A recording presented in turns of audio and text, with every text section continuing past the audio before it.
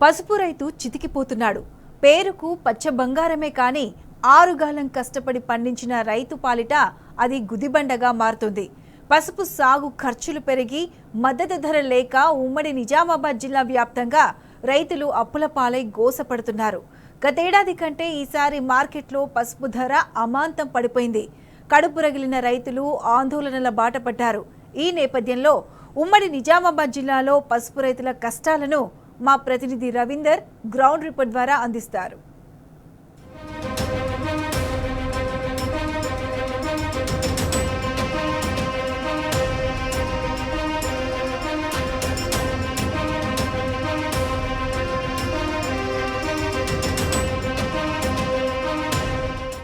పసుపు పంటకు ప్రసిద్ధిగాంచినటువంటి నిజామాబాద్ జిల్లాలో పసుపు రైతులు గత కొద్ది రోజుల నుంచి ఆందోళన వ్యక్తం చేస్తున్నారు.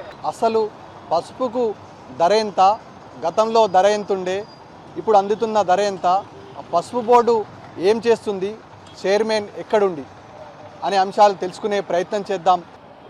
ఒకే దేశంలో ఒక మార్కెట్లో ధర ఎందుకు వస్తుంది, మరో మార్కెట్కు ధర ఎందుకు రావడం లేదు, ఇలాంటి అంశాలు తెలుసుకునే ప్రయత్నం చేద్దాం.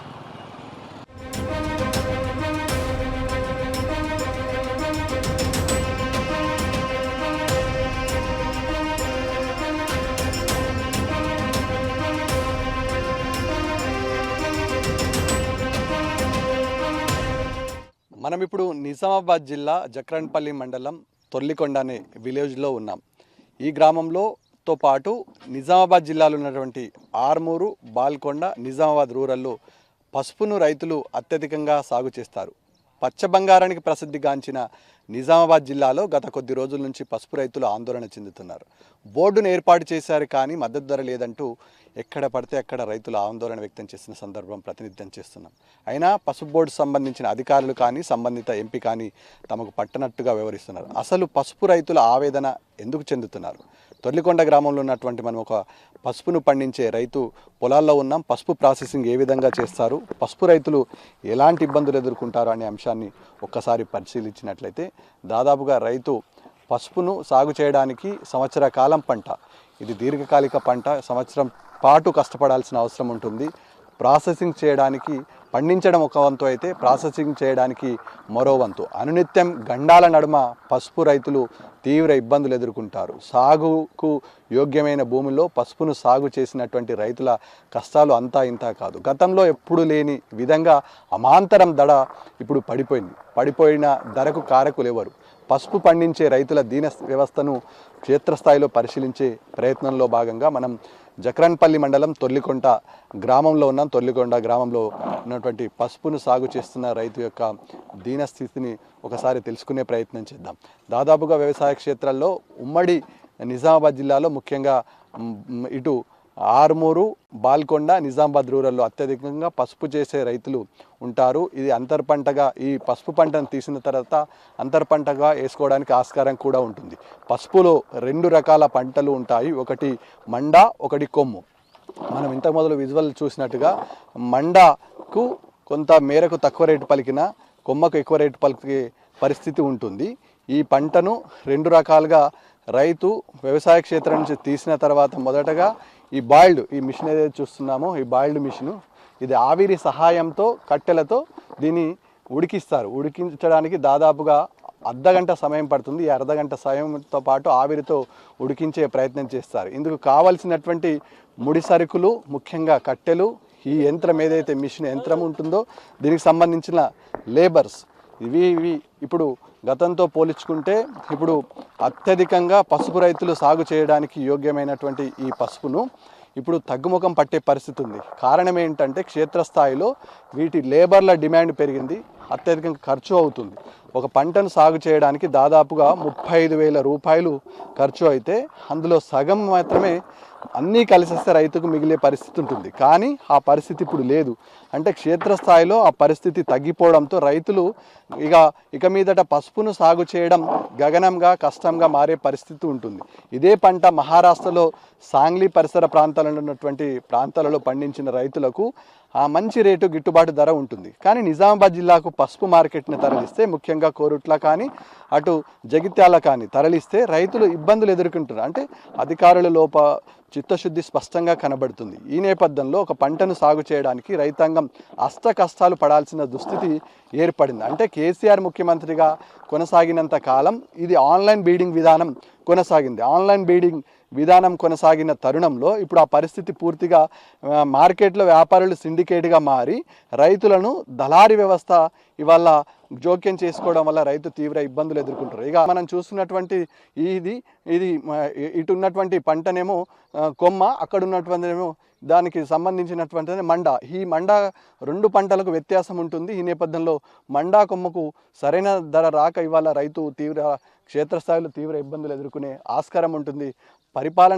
పరిపాలనలో భాగంగా అధికారులు వివరించిన తీరు పట్ల, అదేవిధంగా ఇక్కడ ఉన్నటువంటి వ్యవసాయ మార్కెట్లో రైతులు పడుతున్న అవస్థల పట్ల తీవ్రమైన ఆగ్రహం వ్యక్తం చేస్తున్నారు. ముఖ్యంగా ఉమ్మడి నిజామాబాద్ జిల్లాలో ఉన్న రైతులు, అదేవిధంగా ఇక్కడ ఆర్మూర్ పరిసర ప్రాంతాల్లో ఉన్న రైతులు క్షేత్రస్థాయిలో రైతులు ఎదుర్కొంటున్న అవస్థలపై గత కొద్ది రోజుల నుంచి నిజామాబాద్ మార్కెట్ యార్డ్లో పసుపు పంటను తరలించిన రైతాంగం ఆగ్రహం వ్యక్తం చేస్తున్నా ఇటు అధికారులు కానీ అటు సంబంధించిన బోర్డు అధికారులు కానీ ఏ ఒక్కరు పట్టించుకున్న పాపాన పోలేదని రైతులంతా ఆగ్రహం వ్యక్తం చేస్తున్నారు. మరికొంతమంది రైతులతో మాట్లాడించే ప్రయత్నం చేద్దాం. పసుపు పంటకు ధర ఎందుకు పడిపోయింది, ప్రాసెస్ చేయడానికి ఎలాంటి ఇబ్బందులు కలుగుతాయో తెలుసుకునే ప్రయత్నం చేద్దాం.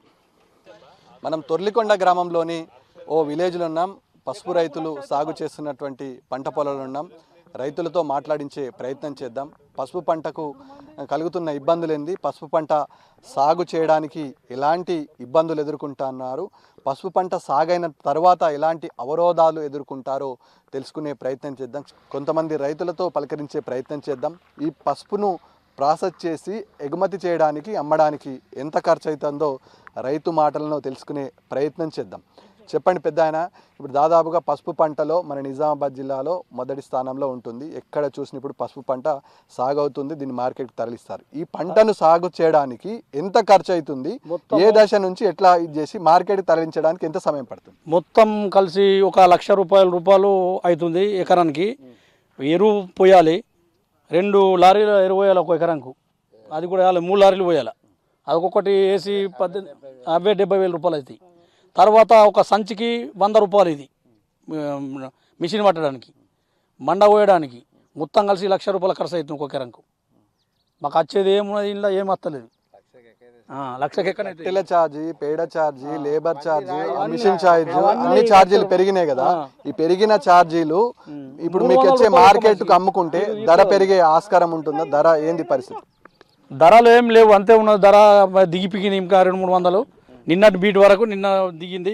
ఈ పసుపు కన్ను మంటనే రేటు పెడుతున్నారు. కన్ను మన తర్వాత వజన్ రాదు ఇది. అందు గురించి మాకు ఇలా లాసే ఉన్నది, మొత్తం మీద లాసే ఉన్నది. ఈ పసుపు పంటలో మాత్రం 1,00,000 మీద ఉంటుంది సార్. ఈ గిట్టుబాటు ధర లేదు. ఇది ఖర్చేమో లక్షల్లో ఇస్తుంది, మీకు పంటకేమో మార్కెట్ తరలిస్తే గిట్టుబాటు ధర లేదు. అంటే అమాంతరం పడిపోయింది. గతంలో లేని విధంగా 8,000కు క్వింటాలు ధరకు పడిపోయింది. లక్షల్లో సాగు చేస్తే వేలల్లో రూపాయలు అందుకోవాల్సిన పరిస్థితి ఏర్పడుతుంది. ఏంది ఇదంతా పరిస్థితి? అగమ్య గోచరం కనబడుతుంది. ఏంది ఇది? ముఖ్యంగా అధికారుల మీద ఉన్నది. మార్కెట్ యార్డ్లో నేను మార్కెట్ యార్డ్ చైర్మన్ అంటున్నారు, కానీ మార్కెట్ యార్డ్ చైర్మన్ ఏం చేస్తారో మాకు కూడా అర్థం కావడం లేదు. ఇలా మొత్తం మీద నష్టపోయి రైతు చేస్తేనే కొంతమంది జీవితాలు ఉన్నాయి. రైతులు లేని జీవితాలు లేవు.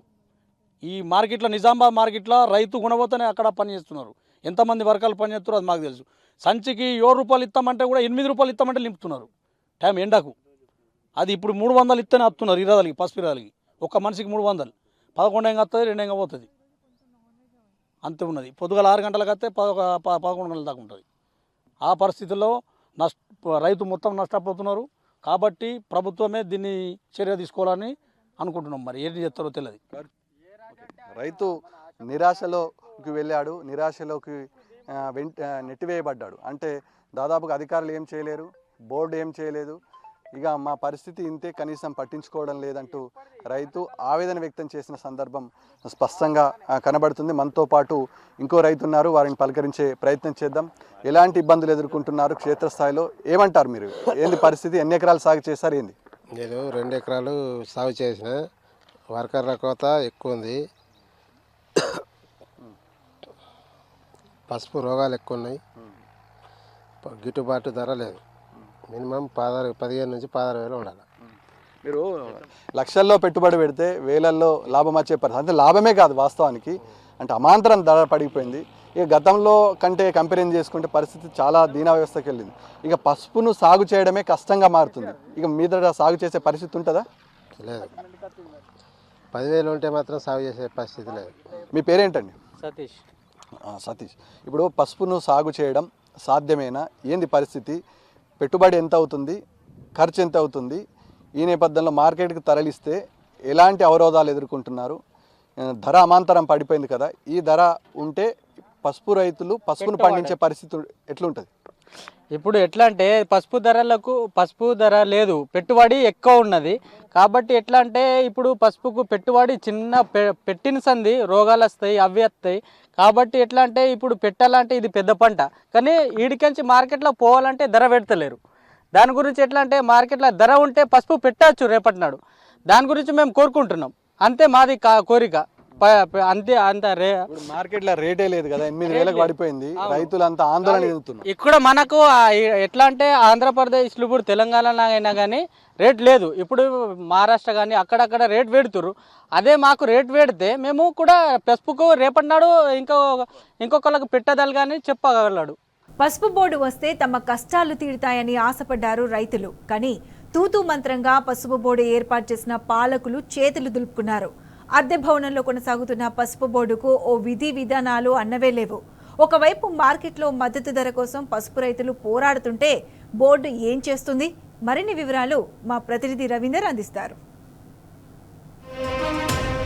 ఈ బిల్డింగ్నే కేంద్ర ప్రభుత్వం అతి కష్టం మీద మంజూరు చేసినటువంటి పసుపు బోర్డు మొదటగా స్పైసెస్ బోర్డుగా నామకరణం చేసి రైతుల నుంచి వస్తున్నటువంటి డిమాండ్కు తలగినటువంటి కేంద్ర ప్రభుత్వం, స్థానిక ఎంపీ దీన్ని పసుపు బోర్డుగా మార్చారు. బోర్డు మాత్రమే మారింది. మొదటగా మంజూరు చేసినటువంటి స్పైసెస్ బోర్డు మనం చూసుకోవచ్చు.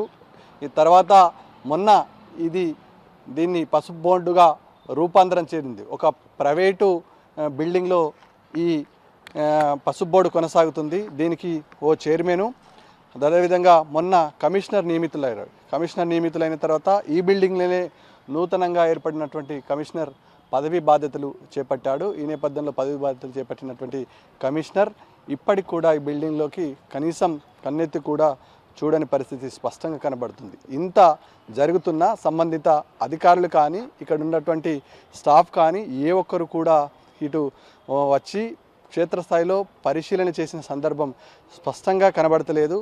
పసుపు రైతులు దాదాపుగా 45 రోజుల నుంచి విపరీతమైన ఇబ్బందులు ఎదుర్కొంటున్నారు. అందుకు తగ్గట్టుగా ధర్నాలు, రాస్తారోకోల నిరసన కార్యక్రమాలు చేపడుతున్నారు. అయినా సంబంధిత అధికారులు పూర్తి స్థాయిలో ఈ పసుపు బోర్డు కానీ ఈ లోపల ఉన్నటువంటి కార్యకలాపాలు, విధి నిర్వహణలో ఎవరు కూడా హాజరు కాలేదు. కేవలం బోర్డు మాత్రమే ఏర్పాటు చేశారు. లోపల ఎలాంటి కార్యక్రమాలు జరుగుతున్నాయో ఒకసారి తెలుసుకునే ప్రయత్నం చేద్దాం లోపలికి వెళ్ళి. ఈ బోర్డే ఎంపీ ధరంపురి అరవింద్ ప్రతిష్టాత్మకంగా తీసుకొచ్చిన పసుపు బోర్డు అని చెప్తున్నారు. మనం చూస్తున్నాం పసుపు బోర్డు పరిస్థితి ఎంత దారుణంగా ఉందో. అత్యంత ప్రతిష్టాత్మకంగా కేంద్ర ప్రభుత్వం మంజూరు చేసి ఆగమేఘాల మీద ప్రారంభించినటువంటి పసుపు బోర్డుకు ఎప్పుడు చూసినా తాళమే ఉంటుంది. అంటే ఇక్కడ పసుపు పండించే రైతుల గుండెకాయగా చెప్పబడుతున్నటువంటి పసుపు బోర్డు పరిస్థితి అత్యంత దారుణంగా తయారైంది. ఇక్కడికి ఒక కమిషనరు, అదేవిధంగా ఐఏఎస్ ఆఫీసర్ను, లేడీ కమిషనర్ను నియమించింది. అదేవిధంగా చైర్మన్, స్థానికంగా ఉన్నటువంటి బీజేపీ నాయకుడిని పసుపు బోర్డు చైర్మన్గా నియమింపబడ్డారు.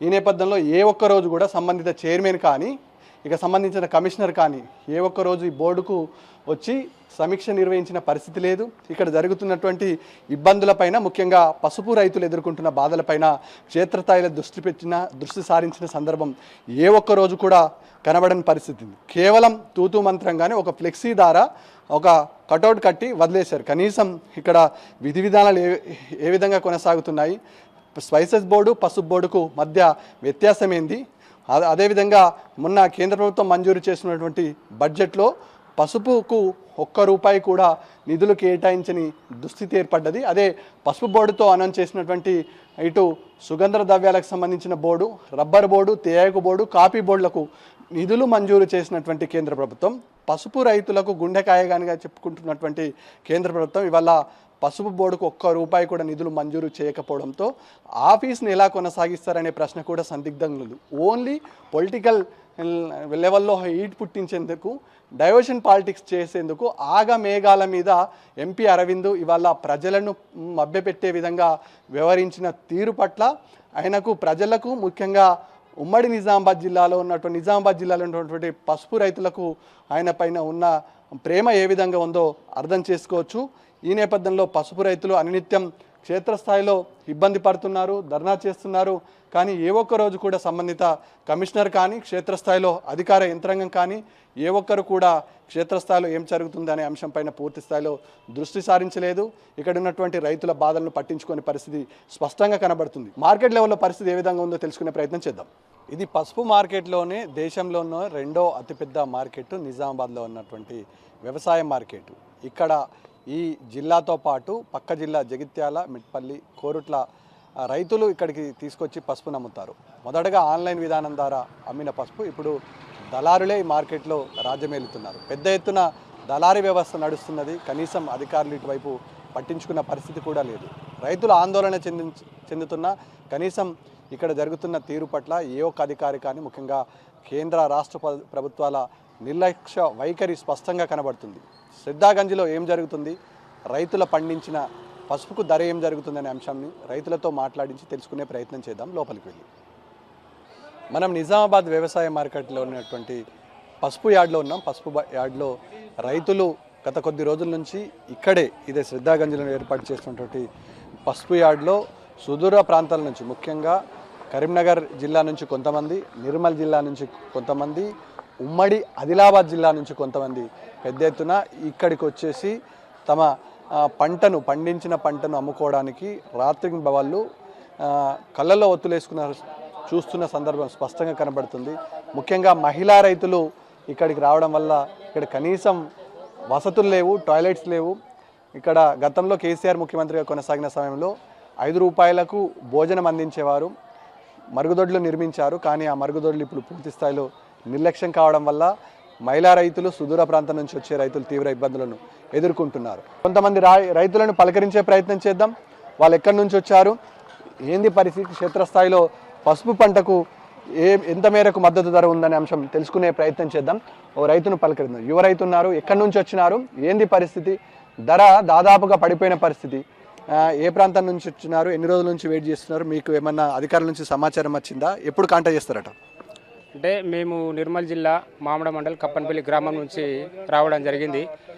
మరి గత ప్రభుత్వాలు చూసినట్టయితే మరి కేంద్ర ప్రభుత్వము అప్పుడు ప్రకటించినటువంటి ఎన్నికల మేనిఫెస్టోలో మరి బోర్డు ప్రకటిస్తామని బీజేపీ గవర్నమెంట్ మరి నిజామాబాద్లో పసుపు బోర్డు ఏర్పాటు చేస్తామని చెప్పడం జరిగింది. పసుపు బోర్డు ఎట్లా ఏర్పాటు చేస్తారు, కనీసం దాని గురించి ఆనవాళ్ళు లేవు. దాని గురించి ఏ విధంగా మరి పసుపు అమ్మాలి, ఏ విధంగా మా రైతులకు అవగాహన కల్పించాలని ఒకటి ఏం లేదు. ఇక్కడ ఉన్నటువంటి పసుపు రైతుల మీద ఒకటే చెప్తున్నాం, ఇక్కడ ఉన్నటువంటి సిండికేట్ అయిపోయింది.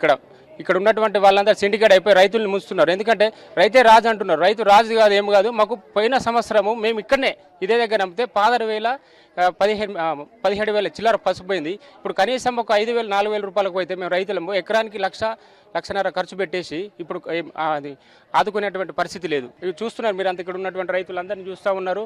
ఇక్కడ నైట్లో మేము 2 రోజులు అవుతుంది వచ్చేసి, ఇక్కడ దోమలు, తాగడానికి కరెక్ట్గా వాటర్ లేవు. ఇక్కడ ఎట్లా పడుకోవాలి తెల్లందాక? కనీసం ఎక్కడన్నా బయటికి వెళ్దామన్నా కూడా డబ్బులు లేవు. ఇక్కడ చూడండి మీరు, ఎక్కడైనా మేము పండుకున్న పరిస్థితి కనిపిస్తుంది. కాబట్టి దోమలలో పండుకుంటున్నాం. మేము ఆరుగాలం కష్టపడి ఇక్కడికి వచ్చేసి మమ్మల్ని నానా తిప్పలు పెడుతూనే ఉన్నారు. ఇది సరైన పద్ధతి కాదు. కాబట్టి కేంద్ర ప్రభుత్వము ఏ విధంగానైతే మీరు ఆ రోజు మీరు సభలో బోర్డు ప్రకటిస్తామని చెప్పారు. కాబట్టి ఖచ్చితంగా మాకు మద్దతు ధర కంపల్సరీగా మాకు కావాలని మేము రైతు పక్షాన మేమందరం కూడా డిమాండ్ చేస్తూ ఉన్నాం. ఇక్కడ నుంచి వచ్చిరామా మీరు? రాజురా, కానపూరు సైడ్, కానపూరు రాజురా. ఎంత తీసుకొచ్చారు పంటని? 12 డ్రమ్ములు. ఏం మంచిగా ఉంది సార్, ధర లేదేం లేదు. తులం బంగారం కొనాలంటే 1,50,000 బట్టి మేము ఇంత ఏడొచ్చింది. వండించిన పంటకు ధరనే లేకపోయే ఎట్లా బతుకుడు? మేము కైకిళ్ళు పెట్టుడా, మిషన్లకు పెట్టుడా, పని చేసుకున్నాడా, ఇట్లా వచ్చి ఇట్లా నిర్వాడా. మొగళ్ళం పంపిద్దామంటే వాళ్ళ పని వాళ్ళకాయ, మేము వచ్చి నిర్వాడుకు వస్తుంది. ఎట్లే ఏమంటారు ఇక్కడ ఉన్న ఆఫీసర్స్ ఏమంటున్నారు మీతో? ధర లేదు, పసుపులు మంచిగా లేవు అంటుండ్రు. మంచిగా ఉన్నదానికన్నా పెట్టాలి కదా, పచ్చిది మంచిగా లేదని బట్టి మంచిది కూడా మంచిగా లేదని బట్టి ఇప్పుడు పోయిన సంవత్సరం ఎట్లుండే పంట ధర? మంచిగా ఉండే అప్పుడు. అదే ఆశకు ఇయ్యడు పెట్టుకుంటే ఇయ్యడు మొత్తంకు అసలే లేదంటుండ్రు. 3,000, 4,000, 5,000 అంటుండ్రు. ఖర్చు ఎంత అవుతుంది? ఒక ఎకరానికి పసుపు పంటను పండించి మార్కెట్ తీసుకురావడానికి ఖర్చు ఎంత అవుతుంది? అయితే 50 అయితే ఎక్కనైతాయి, 1,00,000 అవుతాయి. అన్నీ అవి వేసిన నుంచి పెట్టాలంటే 1,00,000 అవుతాయి సారు. మాకు వచ్చేది ఏమున్నది కానీ మరి ఇప్పుడు ఇస్తున్న ధర సరిపోతుందా మీకు? సరిపోదు. ఎట్లా సరిపోతుంది?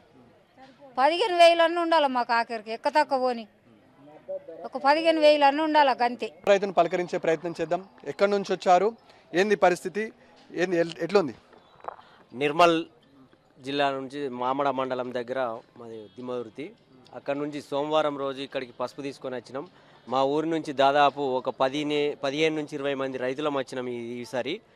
పోయినసారి మంచిగానే ఉండే ధర, ఇప్పుడు మాత్రం మొన్నటి దాకా కూడా ఒక 8 రోజుల క్రిందట కూడా 11,000 దాకా పలికిన ధర ఏకదమ్గా సోమవారం రోజున మొత్తం 8,000, 9,000 అనేసరికి ఎవరు వాళ్ళు కూడా వచ్చి కొనడం లేదు, చూడడం లేదు. పసుపుకై అసలే ఈ కొనుగోలుదారులు రాలేరు. వాళ్ళు ఒక సిండికేట్గా ఏర్పడి మా రైతులను మోసం చేస్తున్నారు కొనుగోలుదారులు. 11,000 పలికిన ధరను ఏకదమ్గా 8,000, 9,000 అంటే ఎలా? ఇది ఎక్కడి నుంచి వాళ్ళని అడిగే వారే లేకుండా పోయింది. ఆ పసుపు బోర్డు అన్నారు, ఆ బోర్డు వల్ల ఫలితం ఏందో తెలియదు. బోర్డు అన్నారు, చైర్మన్ అన్నారు, ఏదో అన్నారు. మద్దతు ధర 15,000 అన్నారు, 11,000 అన్నారు. ఆ 11 లేదు, 15 లేదు, ఏమీ లేదు. ఇక్కడికి వచ్చి 3 రోజుల నుంచి మహిళలు మేము తిండికి లేక, తినలేక, దోమలల్లా ఇన్ని అవస్థలు పడుకుంటా ఇలాగే ఉన్నాము. మళ్ళీ ఈరోజు కూడా చాలు చేసిండ్రు. మరి ఏ విధంగా ధరలు పలుకుతాయో తెలియడం లేదు. ఎప్పుడు అమ్ముకొని పోతామో కూడా తెలియలేదు. దీని గురించి మా రైతుల గురించి పట్టించుకున్న వారే లేరు. ఇది రైతుల గోస ఇట్లా ఉన్నది. ఎవరిని పలకరించినా అదే విధానం కొనసాగుతుంది. దాదాపుగా రైతులంతా నిరాశ నిర్లిప్తతో ఇక్కడే పసుపు యార్డ్లో కూర్చుండి బాధపడుతున్న సందర్భం స్పష్టంగా కనబడుతుంది. ఒకటే చెప్తున్నారు, ఇవాళ క్షేత్రస్థాయిలో అధికార యంత్రాంగం పూర్తిగా నిర్లక్ష్యం వహించడం వల్ల రాత్రింబవళ్ళు వారు ఎప్పుడు కాంటా పెడతారనే అంశంపైన వేచి చూడాల్సిన సందర్భం ఏర్పడుతుంది. కనీసం అధికార యంత్రాంగం పలకరింపు కాదు కదా, ఏం జరుగుతుందనే విషయం కూడా తెలుసుకోవడమే ప్రయత్నం చేయడం లేదు. మహిళలు ఇబ్బంది పడుతున్నారు, పురుషులు ఇబ్బంది పడుతున్నారు. అనేక కష్టాల నడుమ వల్ల మార్కెట్లో రైతులు కన్నీళ్లు పెడుతున్న సందర్భం ఆ దృశ్యం స్పష్టంగా కనబడుతుంది. పసుపు యార్డుకు వచ్చిన ప్రతి రైతు కూడా ఆవేదన వ్యక్తం చేస్తున్నాడు, బాధపడుతున్నాడు. రోజులు గడుస్తున్నాయి కానీ తాము తీసుకొచ్చిన పంటను కొనుగోలు చేయడం లేదని ఆగ్రహం వ్యక్తం చేస్తున్న సందర్భం, ఆవేదన వ్యక్తం చేస్తున్న సందర్భం స్పష్టంగా కనబడుతుంది. ప్రతి రైతు నిరాశ నిర్లిప్తతో ఉన్నాడు. మరో రైతును పలకరించే ప్రయత్నం చేద్దాం.